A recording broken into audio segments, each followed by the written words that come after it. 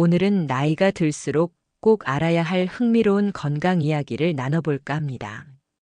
혹시 여러분은 이런 생각을 해보신 적 있으신가요? 왜 80세를 넘긴 많은 어르신들이 갑자기 건강이 나빠질까?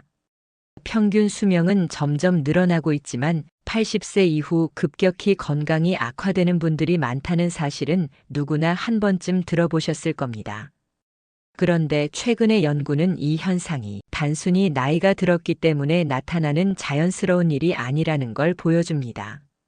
20년 동안 수집된 데이터를 분석한 전문가들은 80세 이후 건강의 급격한 악화가 충분히 예방 가능하다는 희망적인 결과를 내놓았습니다. 특히 100세 이상 장수하는 분들의 삶을 분석해보니 그분들에게는 공통적으로 나타나는 특별한 습관과 생활 방식이 있다는 점이 정말 놀라웠습니다. 이 영상에서는 먼저 80세 이후 건강이 급격히 나빠지는 3가지 이유를 알아보고 이어서 100세 이상 장수하는 분들의 5가지 비결을 소개해드리겠습니다. 여기서 재미있는 점은 우리가 평소 건강에 좋다고 믿고 있던 것들이 때로는 오히려 건강에 해가 될 수 있다는 사실입니다. 이 중 3번째 이유는 아마 여러분이 지금까지 믿어왔던 건강 상식을 완전히 뒤집을지도 모릅니다.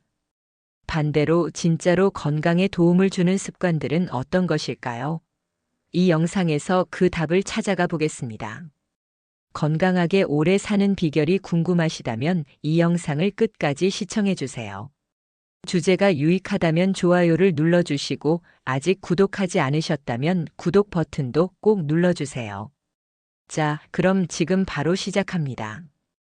첫 번째로 알아볼 80세 이후 건강 악화의 주요 원인은 바로 근감소증입니다.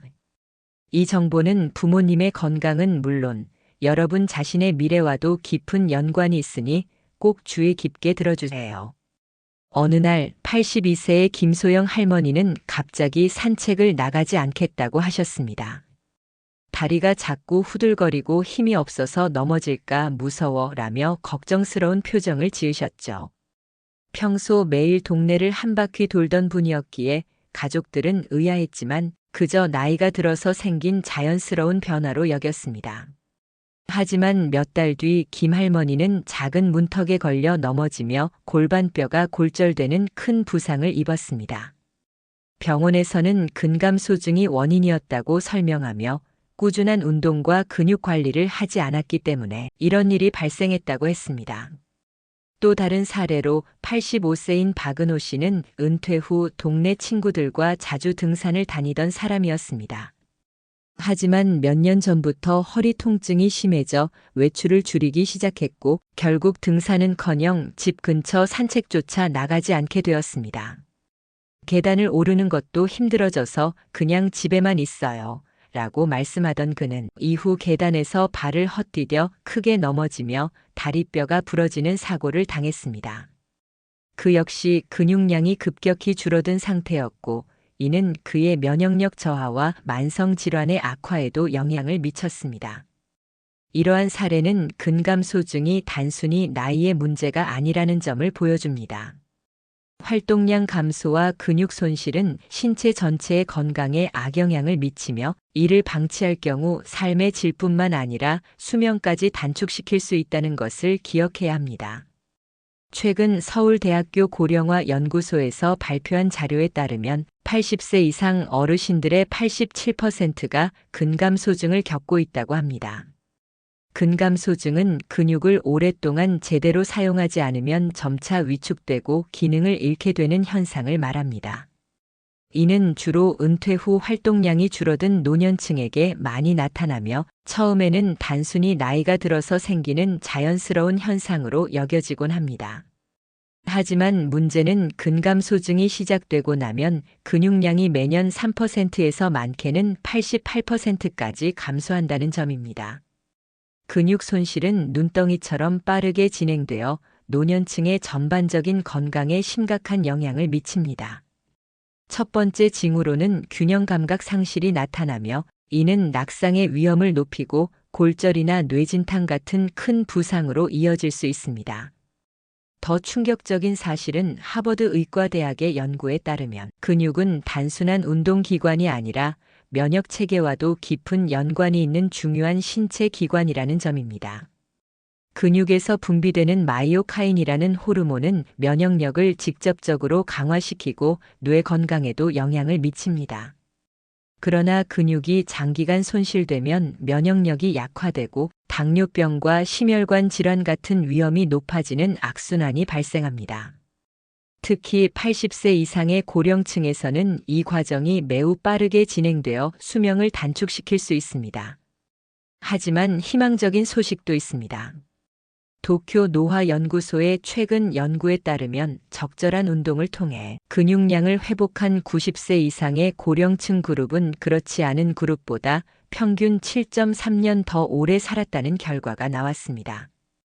또한 국제의학학술지에 발표된 연구에 따르면 80세 이후에도 근력 운동은 여전히 효과적이며 100세 이상의 고령자도 올바른 방법으로 운동하면 근육량을 증가시킬 수 있다고 합니다. 문제는 어떻게 운동하느냐가 건강에 중요한 영향을 미친다는 점입니다. 잘못된 방식으로 운동하면 오히려 건강에 해가 될 수도 있기 때문입니다. 올바른 운동 방법과 관련된 이야기는 뒤에서 더 자세히 다뤄보겠습니다. 두 번째, 외로움에서 비롯된 영양실조. 겉보기에는 건강을 위한 좋은 습관처럼 보일 수 있지만 실제로는 수명을 단축시키는 습관이 있습니다. 바로 혼자 식사하는 것입니다. 특히 우리 부모님 세대에서 흔히 나타나는 현상입니다. 82세의 이진희 할머니는 매일 밥을 챙겨 드신다고 하셨지만 가족들은 점점 기운이 없어 보이는 모습을 걱정했습니다. 분명 잘 드시고 계시다는데 왜 이렇게 마르시고 약해지셨을까? 라며 딸은 고민했지만 할머니는 나이 들어서 그렇지 뭐, 밥도 잘 먹고 있는데 괜찮아 라고 대수롭지 않게 말씀하셨습니다. 하지만 얼마 지나지 않아 병원에서 할머니는 영양실조 판정을 받으셨습니다. 밥과 김치로 간단히 식사를 해결하던 것이 문제였던 겁니다. 단백질과 필수 영양소가 부족했던 식단이 원인이었고, 그로 인해 근육량이 줄어들며 기운도 없어졌다는 진단이 내려졌습니다. 이 사례는 혼자 식사하거나 대충 식사를 해결하는 습관이 얼마나 건강에 큰 영향을 미칠 수 있는지를 보여줍니다. 이런 작은 신호들을 무심히 넘겨서는 안 됩니다. 혹시 이런 생각을 해본 적 있으신가요? 이는 단순히 나이 때문이 아닐 수 있습니다. 최근 조사에 따르면 80세 이상의 어르신들 중 73%가 영양실조 상태라고 합니다. 문제는 많은 분들이 하루 한 끼만 드시거나 드시더라도 영양소가 부족한 식사를 하신다는 점입니다. 외로움에서 오는 식사 불균형은 단순히 식사량의 문제가 아닙니다. 혼자 식사할 때 영양의 질이 떨어지는 것이 더 큰 문제입니다. 한 연구에 따르면 혼자 식사하는 노인은 가족과 함께 식사하는 노인에 비해 단백질 섭취량이 42%나 적다고 합니다. 반찬 여러 가지 준비하기 귀찮으니까 그냥 밥에 김치나 한 가지 반찬이면 충분하다는 생각은 매우 위험합니다. 입맛이 없어 대충 때우는 식사 습관은 단백질 부족을 초래하며 이는 앞서 언급한 근감소증을 더욱 악화시킬 수 있습니다. 우리의 근육은 매일 12%씩 자연적으로 분해됩니다. 이를 적절히 보충하지 않으면 근육은 빠르게 약해지고 전신 건강에 심각한 영향을 미칩니다. 또한 외로움은 면역 체계를 약화시킬 수 있습니다. 혼자 식사하는 노인은 가족이나 친구와 함께 식사하는 노인에 비해 우울증 발생률이 27배 높다는 연구 결과도 있습니다. 더 놀라운 점은 혼자 식사하면 영양소 흡수 능력도 떨어진다는 사실입니다. 함께 식사하며 대화를 나누는 것은 단순히 사회적 활동이 아니라 소화 호르몬 분비를 촉진하고 영양소 흡수를 돕는 중요한 활동입니다. 하지만 희망적인 소식도 있습니다. 식습관을 개선한 어르신들을 대상으로 한 연구에 따르면 단 6개월 동안 식습관을 바꾸는 것만으로도 면역 체계가 평균 58% 개선되었고 인지 기능 또한 뚜렷하게 향상되었습니다. 이는 건강한 식습관이 단순히 체력을 유지하는 데 그치지 않고 삶의 질을 크게 높일 수 있다는 점을 보여줍니다. 외로운 식사를 함께하는 식사로 바꾸는 작은 변화가 건강과 행복의 중요한 열쇠가 될 수 있습니다. 여러분의 부모님이나 주변 어르신들에게 따뜻한 식사를 함께 나눌 기회를 만들어 보세요. 그것이 건강과 장수로 가는 첫걸음이 될 것입니다. 세 번째, 과도한 휴식 증후군. 80세의 김 할머니는 몇 달 전 집안에서 넘어질 뻔한 일이 있은 후 딸의 권유로 거의 침대에서만 생활하기 시작했습니다. 딸은 어머니가 넘어지면 큰일 나니까 최대한 움직이지 않으시는 게 안전하다고 생각했지만 시간이 지날수록 김 할머니의 상태는 점점 나빠졌습니다. 처음에는 단순히 기운이 없다고 느껴졌지만 나중에는 허리 통증과 근육 약화로 인해 스스로 일어나는 것조차 힘들어졌습니다. 또 다른 사례로 85세의 박 씨는 몇 년 전 건강이 악화되면서 침대에서 지내는 시간이 늘어났습니다. 가족들은 아버지가 무리하지 않도록 배려했지만 오히려 장시간 누워있는 생활이 건강을 더 악화시켰습니다. 심장 기능이 약해지고 뇌로 가는 혈류량이 감소하면서 인지 기능이 눈에 띄게 저하되었고 결국 우울증까지 겪게 되었습니다. 80세 이상의 어르신들에게 건강이 급격히 악화되는 주요 원인 중 하나는 바로 활동 제한이 지나치게 많아지는 것입니다. 특히 자녀들이 어르신의 안전을 걱정한 나머지 과도하게 움직임을 막는 경우가 문제를 더욱 악화시킬 수 있습니다. 어르신들이 넘어질까봐 움직이지 못하게 하는 것은 마치 집에 화재가 날까봐 아예 전기를 끊어버리는 것과 같습니다. 실제로 한 연구에 따르면 하루 종일 누워있는 생활은 담배 한 갑을 매일 피우는 것과 같은 위험을 초래한다고 합니다. 영국 고령화 연구소에 따르면 하루 12시간 이상 누워있는 생활은 신체와 건강에 심각한 문제를 일으킬 수 있습니다. 장시간 누워있는 생활이 몸에 어떤 영향을 미치는지 알고 계신가요? 먼저 뼈 건강이 큰 타격을 받습니다. 오랫동안 누워만 있으면 골밀도가 5%나 감소하게 되는데 이는 골다공증 위험을 크게 높입니다. 또한 심장 기능도 약해집니다. 심장이 혈액을 제대로 펌프질하지 못하게 되면서 기능이 20에서 30%나 감소한다고 해요. 뇌 건강도 문제입니다. 하루 종일 누워 있으면 뇌로 가는 혈류가 줄어들면서 인지 기능이 빠르게 저하됩니다. 새로운 자극을 받지 못하는 것도 뇌에 악영향을 미치죠. 더구나 우울증 위험도 증가합니다. 활동 부족으로 도파민과 세로토닌 같은 행복 호르몬 분비가 줄어들면서 우울증 위험이 3배나 높아질 수 있습니다. 그리고 가장 심각한 것은 폐렴 위험이에요. 누운 자세로 오랫동안 있다 보면 폐에서 점액이 제대로 배출되지 않아 폐 기능이 약화되고 결국 폐렴 위험이 2배로 증가합니다. 이처럼 과도한 휴식은 우리 몸 곳곳에 문제를 일으킬 수 있으니 적절한 활동이 정말 중요합니다. 과도한 운동은 오히려 건강에 해가 될 수 있으므로 무리하지 않고 본인의 상태에 맞는 가벼운 활동을 시작하는 것이 중요합니다. 작은 움직임부터 시작해 점차 활동량을 늘리는 것이 건강을 회복하는 첫걸음이 될 것입니다. 그러나 희망적인 소식도 있습니다. 적절한 신체 활동은 오히려 낙상의 위험을 줄이는 데 도움이 됩니다. 스탠퍼드 대학교의 한 연구에 따르면 하루 30분의 가벼운 운동이 80세 이상의 어르신들의 평균 수명을 3.7년 연장시켰다는 결과가 있습니다. 심지어 90세 이후에 운동을 시작한 경우에도 놀라운 효과를 볼 수 있다는 연구도 있습니다. 중요한 점은 적절한 활동입니다. 과도한 운동은 오히려 건강에 해가 될 수 있으므로 무리하지 않고 본인의 상태에 맞는 가벼운 활동을 시작하는 것이 중요합니다. 작은 움직임부터 시작해 점차 활동량을 늘리는 것이 건강을 회복하는 첫걸음이 될 것입니다.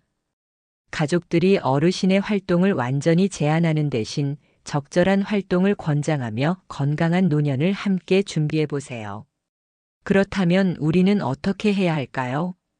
이제 100세까지 건강하게 사는 사람들의 특별한 습관들을 알아보겠습니다. 특히 첫 번째 습관은 앞서 언급한 세 가지 위험 요소를 예방하는 데 탁월한 방법입니다. 첫 번째, 걷기 명상. 걷기가 건강에 좋다는 이야기는 많이 들어보셨을 겁니다. 하지만 막상 어떻게 시작해야 할지 몰라 고민하거나 단순히 걷는 것만으로 효과가 있을까 의문을 가지는 분들도 많습니다. 전 세계 100세 이상 장수하신 분들의 공통된 습관을 분석해보면 걷기 명상이 핵심이라는 것을 알 수 있습니다. 걷기 명상이란 단순히 걷는 것이 아닙니다. 천천히 걸으며 자연을 관찰하고 깊게 호흡하는 것이 핵심입니다. 놀랍게도 이렇게 간단한 습관만으로도 앞서 언급한 세 가지 위험 요소를 예방할 수 있습니다. 83세의 박말자 할머니는 몇 달 전부터 걷기 명상을 시작하셨습니다. 처음에는 산책도 힘들어 하시던 분이라 걱정이 많았지만 하루 5분씩만 걸으면서 천천히 시작하셨다고 해요. 그러다 보니 점점 걷는 시간이 늘어났고 지금은 하루 20분씩 자연을 관찰하며 걷기 명상을 즐기고 계십니다. 할머니는 걷기 명상을 시작한 후 허리 통증이 줄어들고 밤에 잠도 훨씬 잘 오게 되었다고 하셨습니다. 무엇보다 기분이 좋아지고 우울했던 마음이 많이 밝아졌다고 하시더군요. 아침에 나무를 보면서 걸으면 마음이 편안해지고 하루가 새롭게 느껴져. 지금은 하루라도 안 걸으면 뭔가 허전해 라고 말씀하시는데 그 행복한 표정을 보니 정말 효과가 있다는 게 느껴졌습니다. 사실 걷기 명상은 단순히 걷는 게 아니라 천천히 걸으며 자연을 관찰하고 깊게 호흡하는 것이 핵심이에요. 이 간단한 습관만으로도 몸과 마음에 큰 변화를 줄 수 있다는 걸 박 할머니를 통해 알게 되었죠. 예를 들어 걷기 명상을 하루 20분씩 실천한 80세 이상의 어르신들은 근육 손실이 67%나 감소했다고 해요. 걷는 동안 몸 전체의 근육이 자연스럽게 자극받아 근섬유가 활성화되기 때문이죠. 뿐만 아니라 면역력이 48%나 증가하고 혈액순환도 좋아져서 전반적인 건강이 향상된다고 합니다. 또 하나 놀라운 점은 치매 위험이 53%나 감소한다는 겁니다. 걷는 동안 뇌로 가는 혈류가 늘어나고 자연을 관찰하면서 다양한 자극을 받기 때문이에요.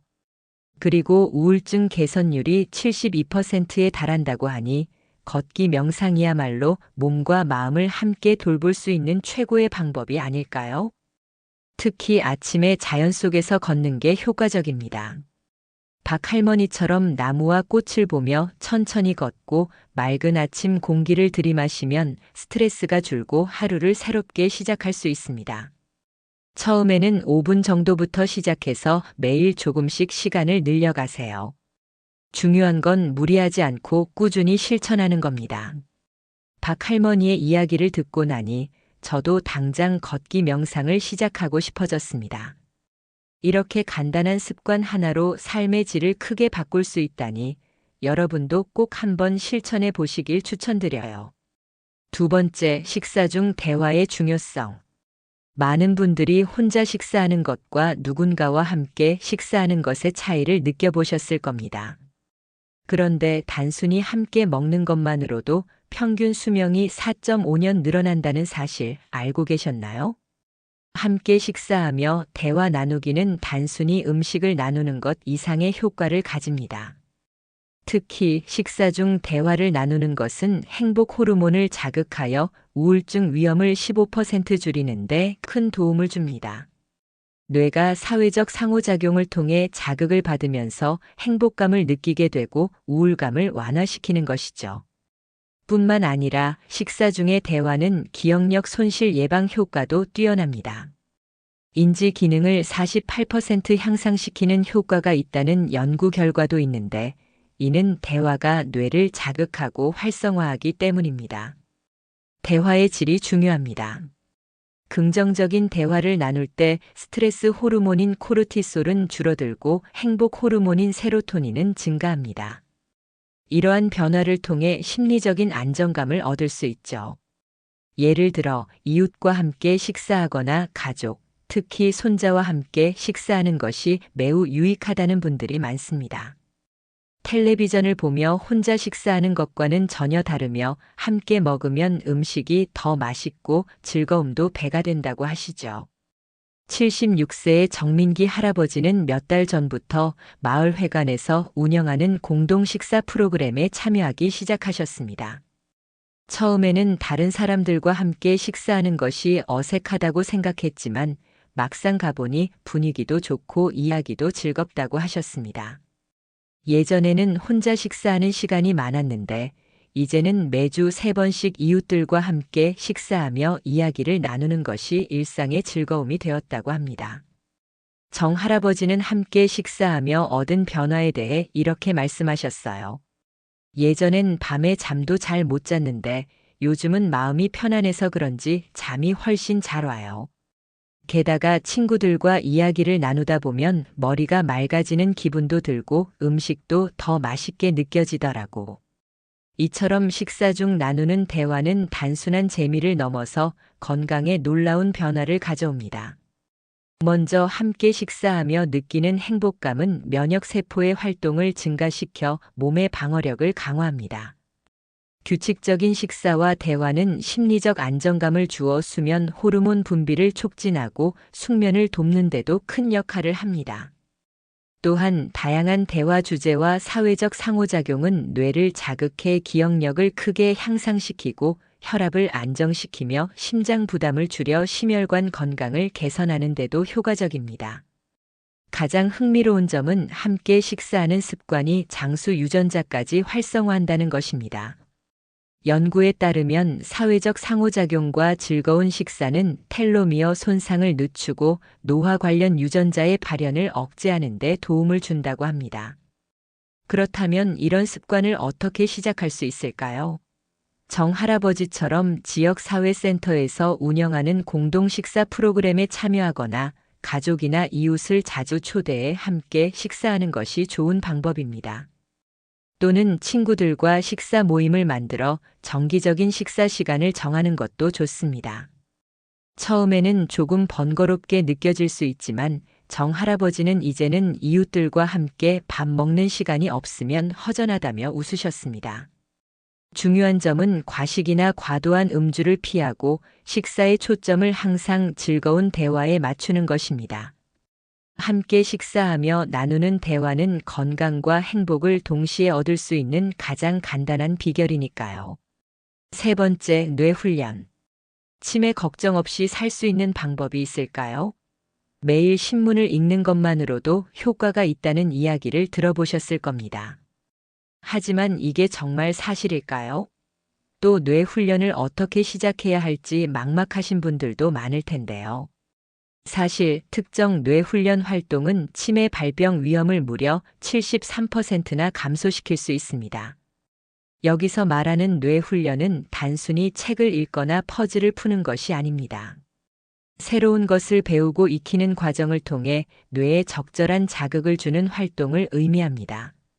뇌 훈련의 효과는 과학적으로 입증되었습니다. 새로운 취미를 시작하면 뇌에서 신경세포의 생성이 58% 증가합니다. 이는 새로운 것을 배우는 과정에서 뇌가 적극적으로 새로운 신경망을 형성하기 때문입니다. 또한 인지 기능 저하 속도가 45% 줄어들고 지속적인 학습은 뇌의 유연성과 인지 저장 능력을 높여줍니다. 뇌 활동이 자연스러운 피로를 만들어 수면을 정상화시키면서 수면의 질이 34% 향상된다는 점도 주목할 만합니다. 더 놀라운 것은 전반적인 건강이 41%나 개선된다는 것입니다. 뇌 활동은 체내 호르몬 균형을 맞추고 면역 체계를 강화하며 신체 전반의 기능을 활성화시키는 데 기여합니다. 특히 익숙한 것을 반복하는 것보다 새로운 것을 배우는 것이 훨씬 효과적입니다. 예를 들어 손자에게 스마트폰 사용법을 배우거나 새로운 언어를 익히는 것이 기억력 향상에 도움을 줍니다. 어떤 분들은 그림을 배우기 시작하며 매일 행복감을 느끼고 자신감도 높아졌다고 말합니다. 뇌 훈련이 놀라운 이유는 단순히 뇌 건강에만 영향을 미치는 것이 아니라 신체 건강에도 직접적인 영향을 준다는 점입니다. 뇌 활동이 증가하면 면역세포가 더 활발하게 작동하며 학습 과정에서 발생하는 긍정적인 스트레스가 혈관 건강을 유지하는 데 도움을 줍니다. 새로운 취미에 집중하며 스트레스가 자연스럽게 해소되는 것도 큰 장점입니다. 그렇다면 뇌 훈련을 어떻게 시작해야 할까요? 전문가들은 다음과 같은 활동을 추천합니다. 새로운 언어를 배우는 것은 뇌의 여러 영역을 동시에 자극하며 새로운 신경망을 형성하기 때문에 특히 효과적입니다. 실제로 외국어를 배우는 노인은 배우지 않은 노인보다 인지 기능이 훨씬 뛰어난 것으로 나타났습니다. 악기 연주를 배우는 것도 좋은 방법입니다. 악기 연주는 시각, 청각, 촉각을 모두 사용하며 손가락을 움직이는 과정에서 리듬과 균형 감각을 발달시키는 데 도움이 됩니다. 그림 그리기나 손으로 정교한 움직임이 요구되는 활동도 효과적입니다. 색을 구분하는 과정에서 뇌가 활발하게 자극을 받기 때문입니다. 디지털 기기를 활용하는 것도 뇌 훈련에 좋은 방법입니다. 스마트폰이나 태블릿 사용법을 배우는 과정은 새로운 정보를 처리하고 기억하는 능력을 향상시키며 디지털 세상과의 소통에서 오는 즐거움도 얻을 수 있습니다. 처음에는 낯설고 어렵게 느껴질 수 있지만 많은 분들이 점점 흥미를 느끼고 배움의 즐거움을 깨닫게 됩니다. 단, 과도한 학습은 스트레스를 유발할 수 있으니 천천히 여유로운 마음으로 시작하는 것이 좋습니다. 네 번째, 웃음 요가. 웃음이 운동이 될 수 있다는 사실 알고 계셨나요? 억지로 웃는 것도 효과가 있을까요? 이렇게 재미있는 운동이 있다는 사실은 많은 사람들에게 놀라움을 줍니다. 연구에 따르면 하루 15분씩 웃음 요가를 실천하는 노인은 평균 수명이 6년 3개월 더 길다는 결과가 나왔습니다. 웃음 요가는 단순히 웃는 것이 아니라 의도적으로 웃음을 만들어내고 특별한 호흡법과 결합하여 수행하는 운동입니다. 놀라운 점은 억지로 웃는 것조차도 실제 웃음과 비슷한 효과를 낸다는 것입니다. 도쿄 의과대학 연구팀의 연구를 통해 웃음 요가의 효과가 과학적으로 입증되었습니다. 웃음은 면역세포의 수를 증가시키고 면역글로불린 항체의 생성을 촉진하여 면역력을 크게 향상시킵니다. 스트레스 호르몬인 코르티솔의 분비를 억제하고 행복 호르몬인 세로토닌의 분비를 촉진하여 스트레스 해소에도 탁월한 효과가 있습니다. 웃음은 신체와 정신 건강을 함께 향상시키며 자연스러운 수면을 유도해 수면의 질을 개선합니다. 웃음으로 분비되는 엔돌핀은 자연적인 진통제 역할을 하여 근육을 이완시키고 만성 통증을 줄이는 데 도움을 줍니다. 처음에는 억지로 웃는 것이 조금 어색하게 느껴질 수 있지만 웃음 요가는 이제 많은 사람들의 일상에서 중요한 운동으로 자리 잡고 있습니다. 특히 다른 사람들과 함께할 때 더욱 즐겁게 실천할 수 있습니다. 웃을 때 중요한 영양소 분비가 촉진되어 뇌 신경세포를 보호하고 새로운 신경망 형성을 돕습니다. 심폐 기능이 크게 개선됩니다. 웃음은 자연스러운 깊은 호흡을 유도해 혈액순환을 활성화하고 개선하는 데 도움을 줍니다. 온몸의 근육이 자연스럽게 이완되며 웃을 때 발생하는 작은 근육 진동은 전신 마사지를 받은 것과 유사한 효과를 냅니다. 웃음은 도파민과 세로토닌 같은 신경 전달 물질의 분비를 촉진하며 여러 뇌 영역을 자극해 뇌 활동을 활성화시킵니다. 이는 특히 치매 예방에 매우 효과적입니다. 웃음 요가는 하루를 활기차게 시작하는데도 큰 도움을 주는 운동입니다. 처음에는 조금 어색하더라도 매일 실천하다 보면 건강과 행복이 함께 찾아오는 것을 느낄 수 있습니다. 웃음이 단순한 기쁨을 넘어서 몸과 마음을 치유하는 놀라운 힘을 가진다는 사실을 직접 경험해 보세요. 다섯 번째, 황금 수면. 잠만 잘 자도 건강해질 수 있다는 사실 알고 계셨나요?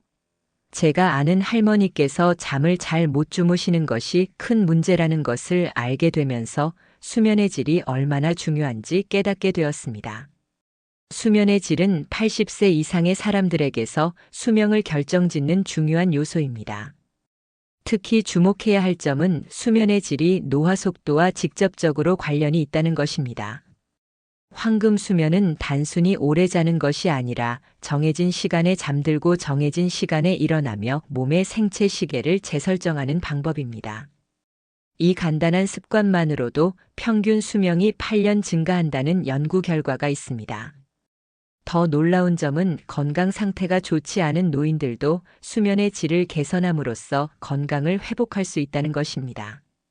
하버드 의과대학 연구에 따르면 질 좋은 수면은 치매 발병 위험을 67% 줄이고, 이는 뇌가 독소를 제거하는 과정과 관련이 있습니다. 또한 면역력을 58% 강화시키며, 이는 수면 중 면역세포가 더 활발하게 활동하기 때문입니다. 질 좋은 수면은 당뇨병 예방 효과도 있습니다. 혈당 조절에 수면이 직접적인 영향을 미쳐 당뇨병 발생 위험을 32% 줄여줍니다. 또한 암 발생률을 19% 낮춘다는 연구 결과도 있습니다. 중요한 것은 수면 시간보다는 수면의 질입니다. 6시간의 깊은 수면이 8시간의 얕은 수면보다 더 효과적입니다. 이는 깊은 수면이 신체 회복 시스템과 밀접하게 관련이 있기 때문입니다. 깊은 수면 중에는 성장 호르몬이 강하게 분비되며 세포 재생이 일어납니다. 그렇다면 수면의 질을 어떻게 높일 수 있을까요? 전문가들이 추천하는 방법을 살펴보겠습니다. 매일 같은 시간에 잠들고 같은 시간에 일어나는 것이 가장 중요합니다. 이는 생체 시계를 조절하는 데 도움을 줍니다. 전자기기의 블루라이트는 잠들기 2시간 전부터 피하는 것이 좋습니다. 이는 수면 호르몬인 멜라토닌의 생산에 영향을 줄 수 있기 때문입니다. 이상적인 수면 온도는 18도에서 22도 사이로 몸이 가장 편안함을 느끼는 온도입니다. 저녁 식사는 잠들기 3시간 전에 마치는 것이 좋습니다. 이는 소화 활동이 수면을 방해하지 않도록 돕고, 특히 위식도 역류를 예방하는 데 효과적입니다. 낮잠은 30분을 넘지 않는 것이 좋습니다. 낮잠이 너무 길어지면 밤에 잠드는 데 어려움을 겪을 수 있습니다. 황금 수면의 놀라운 효과는 여기서 끝이 아닙니다. 수면 중 뇌는 하루 동안의 기억을 정리하고 저장합니다. 기분이 안정되며 심장이 충분히 휴식을 취해 전신 염증이 줄어들고 면역 체계가 활발히 작동합니다. 최근 연구에 따르면 수면은 호르몬 균형을 맞추고 체중 조절에도 도움을 준다고 합니다. 질 좋은 수면이 얼마나 중요한지 이제 알게 되셨나요? 건강한 삶을 위해 황금 수면을 실천해 보세요. 오늘 함께 나눈 5가지 건강한 습관은 모두 작은 변화로도 큰 효과를 가져올 수 있는 방법들입니다. 우리가 더 행복하고 건강한 삶을 살기 위해 필요한 것은 거창한 결심이나 어려운 노력이 아닙니다. 하루하루 실천 가능한 작은 실천들이 쌓여 우리의 몸과 마음을 바꾸는 기적을 만들어냅니다. 여러분도 이 5가지 습관을 하나씩 실천해 보세요. 처음에는 조금 어색하거나 힘들게 느껴질 수도 있지만, 어느새 여러분의 일상이 더 밝고 활기차게 변해 있는 자신을 발견하게 될 것입니다. 저는 항상 여러분을 응원합니다. 이 영상을 통해 여러분께 조금이라도 힘이 되고 건강한 미래를 위한 동기가 되었길 바랍니다. 앞으로도 여러분과 함께 더 나은 삶을 만들어갈 수 있는 이야기로 찾아뵙겠습니다. 오늘도 건강하고 행복한 하루 보내세요. 끝까지 시청해 주셔서 정말 감사합니다.